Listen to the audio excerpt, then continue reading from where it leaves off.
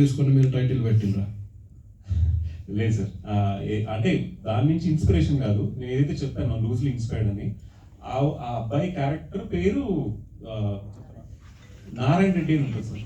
నారాయణ రెడ్డి అబ్బాయి అసమ్మదం పేరు, మనము ఆ పేరు పెట్టి తీసుకున్నాము. దాని నుంచే ఇది రెడ్డి అని వచ్చింది అంతే సార్. దానికంటే కమ్యూనల్ లాంటిది ఏం లేదు సార్.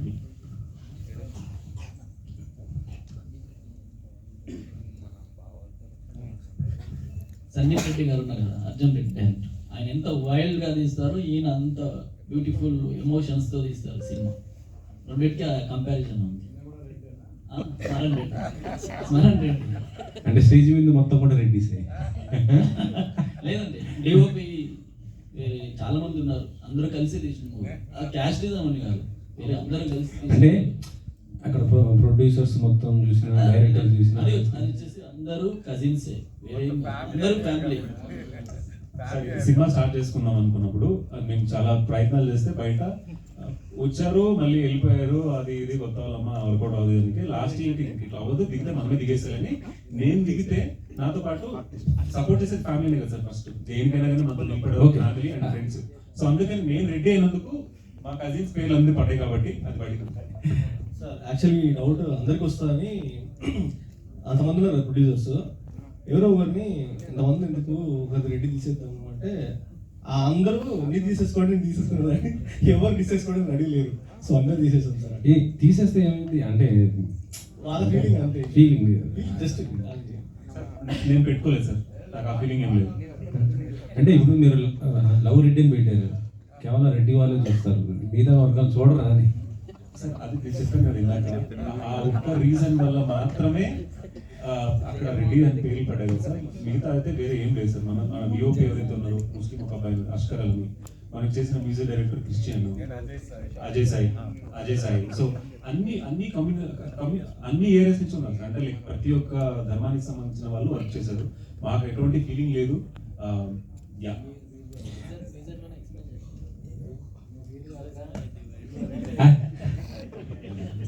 అంటే ప్రస్తుతం చూస్తుంటే అంటే మంది క్యాస్టిజం కొంత ఇది అవుతున్నటువంటి పరిస్థితి ఉంటుంది. ఇంకో టాలీవుడ్లో ఏంటంటే ఇంకా కొంత ఎక్కువ ఉండే పరిస్థితి ఉంటుంది కాబట్టి